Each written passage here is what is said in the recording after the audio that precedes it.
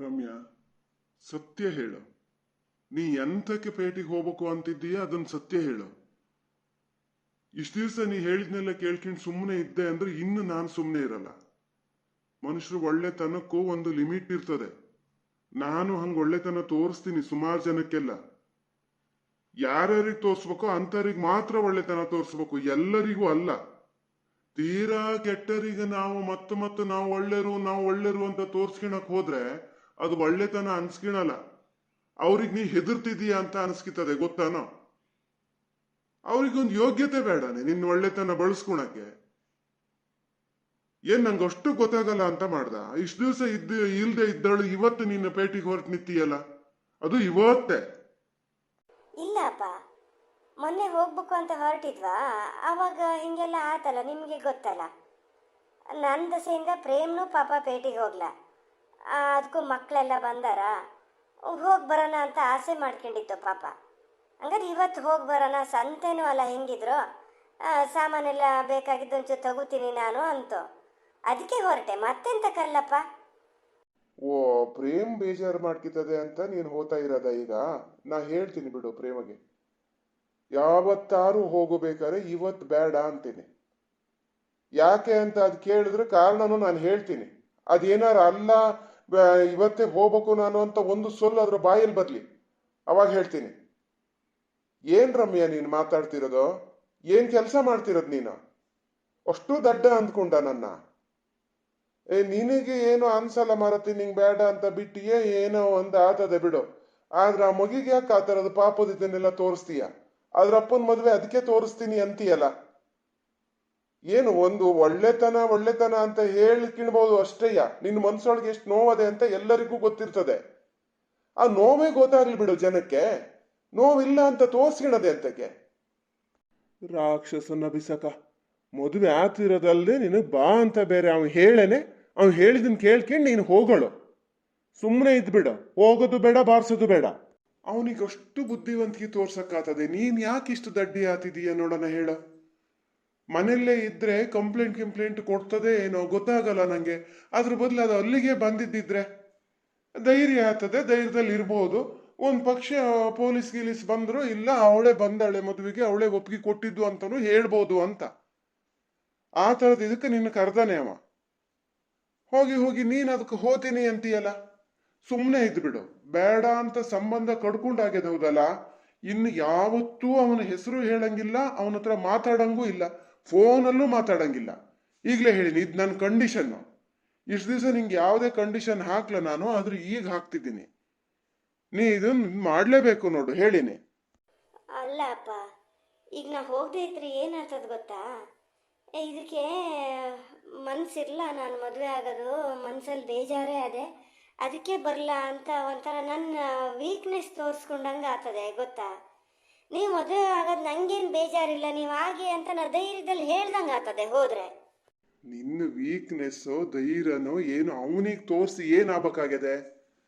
ಅವನು ಯಾವ ಲೆಕ್ಕದವ ನಮಗಿನ್ನ? ಅಲ್ಲ ಅಂತ ಬಿಟ್ಟಾಗೆತ್ತಾನೆ. ನಿನ್ನನ್ನು ಯಾವ ಲೆಕ್ಕಕ್ಕೂ ಇಟ್ಕೊಂಡ್ಲ ನಾನು ಅಂತ ಹೇಳ್ದಂಗೆ ಆಗ್ತದ ಅಷ್ಟೇಯ. ನಿಂಗೆ ಧೈರ್ಯ ಇದ್ರೆ ನೀನ್ ಮನ್ಸಲ್ಲಿ ಇರ್ಲಿ ಸಾಕು, ಅದನ್ನ ಬೇರೆಯವ್ರಿಗೆ, ಅದು ಅವನಿಗೆ ತೋರ್ಸದೆ ಅಂತಕ್ಕೆ.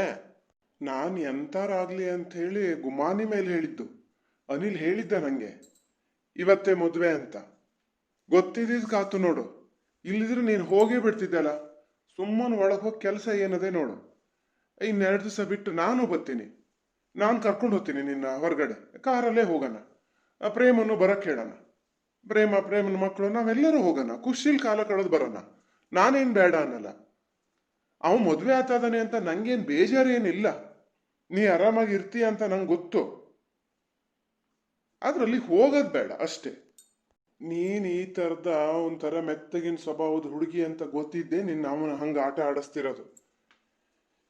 ಈಗ ಮಾಡ್ದಲ್ಲ ಧೈರ್ಯದ ನಿರ್ಧಾರ ರಮ್ಯಾ, ಅವಾಗ್ಲೇ ಮದುವೆ ಸೂರ್ನಲ್ಲೇ ಒಂದ್ ನಿರ್ಧಾರ ಮಾಡ್ಬಿಟ್ಟಿದ್ರೆ, ಬೇಡ ನಾನು ಎಲ್ಲಾರು ಬೇರೆಯವ್ರನ್ನ ಮದುವೆ ಆಗೋಣ, ಇವ್ ಬೇಡ ಅಂತ ನೀವೊಂದು ಮಾತು ಹೇಳಿದ್ರೆ ಸಾಕಿತ್ತು, ನಾನು ಮದುವೆ ನಿಲ್ಲಿಸ್ತಿದ್ದೆ. ನೀನು ಇಷ್ಟಪಟ್ಟೇನೋ ಅಂತ ಹೇಳಿ ನಾನು ಮಾಡಿಕೊಟ್ಬಿಟ್ಟೆ, ಗೊತ್ತಾ? ಹೋಗ್ಲಿ ಬಿಡು, ಆಗಿದ್ದಾತಲ್ಲ. ಆಗ ಹೋಗಿದ್ರ ಬಗ್ಗೆ ಈಗ ಚಿಂತೆ ಮಾಡಿ ಏನು ಪ್ರಯೋಜನ ಇಲ್ಲ. ಇನ್ಮೇಲಾರು ಎಚ್ಚೆತ್ಕ, ಅವ್ನು ಹೇಳ್ದಂಗೆಲ್ಲ ಕೇಳಕ್ ಹೋಗ್ಬೇಡ. ಅವ್ನು ಫೋನ್ ಮಾಡಿದ್ರೂ ಇನ್ನು ರಿಸೀವ್ ಮಾಡಬೇಡ. ಹೇಳಿ ನಿಮ್ಮ ಹತ್ರ ನೋಡು. ಇದೇನಪ್ಪ ಅಪ್ಪ ಹಿಂಗೆ ಹೇಳ್ತಾ ಇದ್ದಾರಲ್ಲ. ನಾನು ನಿರ್ಧಾರ ಮಾಡಬೇಕಿತ್ತಂತೆ. ನಾನೇನು ಆತೀನಿ ಅಂತ ಏನು ಹಠ ಹಿಡ್ದೇನು ಕೂತಿರಲ್ಲ. ನಿರ್ಧಾರ ಇವರು ಮಾಡ್ಬೋದಿತ್ತು ಬೇಡ ಅಂತ. ಏನು ಅನ್ನಿಸ್ತೇನೋ ಮದುವೆ ಮಾಡಿಕೊಟ್ಟರೆ ಈಗ ನನ್ನ ಮೇಲೆ ಹೇಳ್ತಾ ಇದ್ದಾರೆ. ಹೋಗಲಿ, ಹೇಳಿದ್ರೆ ಮತ್ತೆ ಅವ್ರ ಮನಸ್ಸಿಗೂ ಬೇಜಾರಾಗ್ತದೆ. ಯಾಕೆ ಸುಮ್ಮನೆ ಒಂದು ಕೆಲಸ ಮಾಡ್ತೀನಿ ಅಪ್ಪ, ಅಲ್ಲಿಗೆ ಹೋಗಲ್ಲ, ಬೇರೆ ಕಡೆನೇ ಹೋಗ್ತೀವಿ ನಾನು ಪ್ರೇಮ. ಮತ್ತು ಪಾಪ ಅವಳು ಎರಡೆರಡು ಸತಿ ರೆಡಿಯಾಗಿ ವಾಪಸ್ ಮನೆಗೆ ಹೋಗೋದಂದ್ರೆ ಬೇಜಾರಲ್ಲ ಅವಳಿಗೂ. ಖಂಡಿತ ನಾನು ಮತ್ತೆ ಸುಳ್ಳೇನು ಹೇಳಲ್ಲ ನಿಮ್ಮ ಹತ್ರ. ಆ ಕಡೆ ಹೋಗೋದೇ ಇಲ್ಲ, ನಾವು ಬೇರೆ ಕಡೆನೇ ಹೋಗ್ತೀವಿ. ಆ ಸ್ಟಾಪಲ್ಲಿ ಇಳಿಯೋಕ್ಕೆ ಹೋಗಲ್ಲ ನಾವು. ಬೇಡ ಮಗನೇ, ಬೇಡ. ಇವತ್ತು ನಿಮ್ಮ ಮನೆಯಿಂದ ಹೊರಡಬೇಡ. ಯಾಕೆ ನನ್ನ ಇದು ನಿನಗೆ ಅರ್ಥ ಆಗಲ್ಲ ಹೇಳು? ಹಂಗೆ ಊರು ಮನೇಲಿ ಎಲ್ಲರಿಗೂ ಗೊತ್ತು ಇವನ್ ಮಾಡ್ತಿರೋ ಕೆಲಸ. ಅವನಿಗೆ ಎದಿ ರಣ ಹೊಡಿಯಕ್ಕೆ ಅಲ್ಲಿ ಊರಲ್ಲಿ ಹೋಗಿ ಅಲ್ಲೇನಾದ್ರು ಮಾಡ್ಕೊಂಡ್ರು ಮಾಡ್ಕೋಬೋದಿತ್ತು. ಬೇಕಂತ ನಮ್ಮ ಎದೆ ಮೇಲೆ ಈ ಥರ ಮಾಡ್ತಾ ಇದ್ದ, ನಮ್ಮ ಹೊಟ್ಟೆ ಉರ್ಸಕ್ಕಂತಾನೆ. ಕ್ರಮ ತಗೋತೀನಿ, ಅದಕ್ಕೆ ಮುಂದೆ ಕ್ರಮ ತಗೋತೀನಿ. ಅವ್ನು ನಮ್ಮ ಊರು ಬಿಡಿಸ್ತೀನಿ ನೋಡು ಇಲ್ಲಿಂದ. ಇಷ್ಟು ದಿವಸ ಯಾಕೆ ಅಂತ ಸುಮ್ಮನೆ ಇದ್ದೆ ನಾನು. ಬೇಡ, ಊರು ಬಿಡಿಸ್ತೀನಿ. ಇವತ್ತು ಬೇಡ ಮಗನೆ.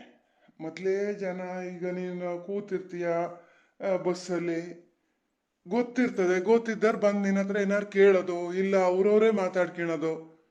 ಯಾಕೆ ಬೇಕು ನೋಡೋಣ ಹೇಳು? ಬೇರೆ ದಿನನೇ ಇಲ್ಲ ನಿಂಗೆ. ಹಂಗಾರೆ ಪ್ರೇಮಗ್ ನಾ ಹೇಳ್ತೀನಿ ಅಂತ ಹೇಳಿದ್ನಲ್ಲ. ಅದು ಅಲ್ಲದೆ ಆ ಶೇಖರನ್ ಹಂಗಿದಾರು ಕಾಯ್ತಿರ್ತಾರೆ, ಹಿಂಗಿದ್ದೊಂದು ಸಂದರ್ಭ ಸಿಕ್ಬೇಕು ಅಂತ. ರೊಟ್ಟಿ ಮುರು ತುಪ್ಪಕ್ಕೆ ಬಿದ್ದಂಗೆ ಆತದೆ ಗೊತ್ತಾನ.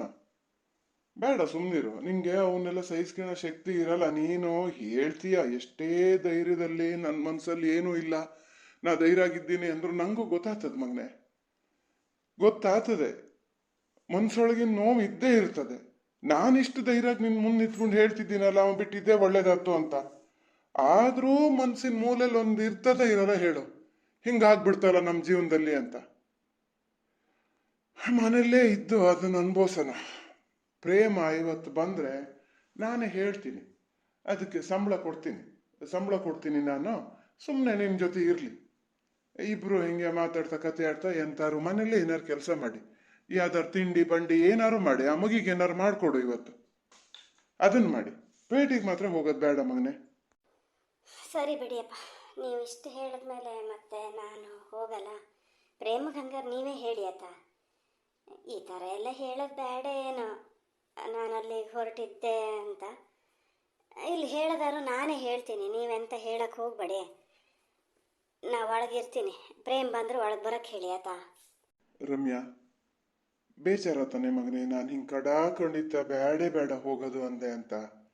ನನ್ನ ಒಳ್ಳೇದಕ್ಕಾಗಲ್ಲ ಮಗನೇ, ನಿನ್ನ ಒಳ್ಳೇದಕ್ಕೆ ನಾನು ಹೇಳಿದ್ದು. ನಿಂಗೆ ಮುಂದೆ ಯಾವ ಥರ ಒಂದಿನ ಗೊತ್ತಾಗ್ತದೆ ನಾನು ಯಾಕೆ ಹಿಂಗೆ ಹೇಳಿದೆ ಅಂತ. ನೀವೊಂದು ಕೆಲಸ ಮಾಡು ರಮ್ಯಾ, ಈಗ ಎರಡೆರಡು ಸತಿ ಹೊಲ್ಟು ಮತ್ತೆ ಆಗದೆ ಇದು ಆಗ್ಯದಲ್ಲ, ಇನ್ನೊಂದು ಸತಿ ಪ್ಯಾಟಿಗೆ ಹೊಲ್ಟಷ್ಟೊತ್ತಿಗೆ ನಂಗೆ ಹೇಳು, ನಾ ಹೇಳ್ತೀನಿ ಇಂಥ ದಿನ ಹೋಗು ಅಂತ. ಪ್ರೇಮನ ಹುಡುಗರು ಇಸ್ಕೊಲ್ ಶುರು ಆಗೋರೊಳಗೇನೆ ಹೇಳ್ತೀನಿ ನಾನು. ಹೆಚ್ಚಂದ್ರೆ ಇನ್ನೊಂದು 15 ದಿನ ಬೇಡ, ಒಂದು ವಾರ ಟೈಮ್ ಕೊಡು. ಅವನು ಗಡಿಪಾರು ಮಾಡ್ತೀನಿ ನಾನು. ನೀನು ಮತ್ತೆಲ್ಲಾರು ಪ್ಯಾಟಿಗೆ ಹೋಗೋದು, ಅವನು ಇದ್ರ ಸಿಕ್ಕೋದು ಬೇಡ. ಆ ರಗಳೆನೇ ಬೇಡ.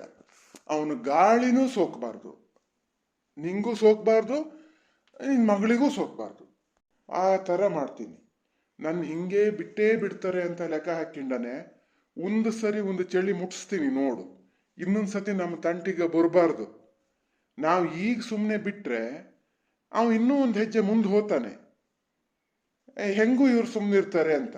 ಇಲ್ಲ, ನಾವು ಸುಮ್ಮನಿರಲ್ಲ ಅಂತ ತೋರಿಸ್ಬೇಕು. ಆ ಕೆಲಸ ಮಾಡ್ತೀನಿ. ನಡಿ ಒಳಗೆ ನಡಿ. ಬೇಡಪ್ಪ, ಅವ್ರು ಏನಾರು ಮಾಡ್ಕೊಂಡ್ಲಿ ನಾವು ಅವ್ರ ತಂಟಿಗೆ ಹೋಗೋದು ಬೇಡ. ನಾವೇನಾದ್ರು ಮಾಡೋದು ಅದಕ್ಕೆ ರಿವೆಂಜ್ ತಗೊಳಕ್ಕೆ ಅಂತ ಮತ್ತೆ ಅವ್ರೇನಾದ್ರು ಒಂದು ಸ್ಟೆಪ್ ತಗೊಳೋದು ಯಾಕೆ? ನನಗೆ ನನ್ನ ಬಗ್ಗೆ ತಲೆ ಬಿಸಿ ಇಲ್ಲ. ಮಗಳದಾಳಲ್ಲ ಅಪ್ಪ, ಅವಳಿಗೇನೂ ತೊಂದರೆ ಆಗಬಾರ್ದಲ್ಲ. ಈಗ ಹೆಂಗೂ ನನ್ನ ಹತ್ರನೇ ಇರ್ತಾಳೆ, ಅವಳು ನನ್ನ ಜೊತೆನೇ ಇರ್ತಾಳೆ, ಯಾರ ಸಂಪರ್ಕನೂ ಸಿಕ್ಕಲ್ಲ. ದೊಡ್ಡ ಆದಮೇಲೆ ಅವಳ ಮೂಲಕ ಏನಾದ್ರು ರಿವೆಂಜ್ ತಗೊಂಡ್ರೆ ಏನು ಮಾಡಲಿ ನಾನು? ಬೇಡ, ಅವ್ರ ತಂಟಿಗೆ ಹೋಗೋದೇ ಬೇಡ. ಇಲ್ಲ, ಹಂಗೇನೂ ಆಗಲ್ಲ. ಹಂಗೆ ಯಾವಾಗ ಆತದ ಗೊತ್ತಾ? ಈಗ ಅವನಿಗೆ ನಾವು ಏನೋ ಹೇಳ್ದೆ ಏನೂ ಮಾಡದೆ ಸುಮ್ಮನಿದ್ದಾಗ ಮಾತ್ರ ಇವ್ರು ಸುಮ್ಮನೆ ಇರ್ತಾರೆ ಅಂತ ಅವ ಮತ್ತೆ ಮತ್ತೆ ಇದು ಮಾಡ್ತಾ ಹೋಗ್ತಾನೆ. ಒಂದು ಸರಿ ಚಳಿ ಮುಟ್ಸಿದ್ರೆ ಇಲ್ಲ ಇವ್ರ ತಂಟಿಗೆ ಹೋದ್ರೆ ಇವ್ರು ನನ್ನನ್ನು ಸುಮ್ಮನೆ ಬಿಡಲ್ಲ ಅಂತ ಒಂದು ಅವನ ಗಮನಕ್ಕೆ ಬರ್ಬೇಕು. ಅಷ್ಟು ಮಾಡಿ ಕೈ ಬಿಡ್ತೀನಿ. ಸುಮ್ಮನಿರು. ನಂಗೆ ಅಷ್ಟು ಗೊತ್ತಾಗಲ್ಲ ಮಗನೇ. ನಂಗೆ ಗೊತ್ತಾಗ್ತದೆ ಯಾವ್ದು ಮಾಡಿದ್ರೆ ಏನಾಗ್ತದೆ ಅಂತ. ನೀ ತಲೆ ಕೆಡ್ಸ್ಕೋಬೇಡ.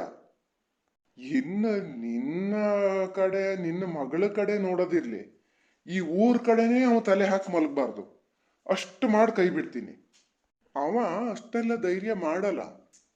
ಹಂಗೇನಾರು ಮಾಡಿದ್ರು ಫಸ್ಟ್ ಅವನೇ ಹೋತಾನೆ ಕಂಬಿ ಎಣ್ಸಕ್ಕೆ ಅಂತ ಗೊತ್ತು ಅವನಿಗೆ. ನೀ ಆ ಹೆದರಿಕೆ ಎಲ್ಲ ಇಟ್ಕೋಬೇಡ. ಈಗ ಹೋಗ್ಲಿ ಬಿಡು, ಅದನ್ನೆಲ್ಲ ಆಮೇಲೆ ಯೋಚನೆ ಮಾಡೋಣ. ಇನ್ನು ಟೈಮ್ ಅದೇ. ನೀ ಹೋಗು, ಒಳಗೆ ಹೋಗಿ ನಿನ್ನ ಕೆಲಸ ನೀನು ಮಾಡಿ ಹೋಗು.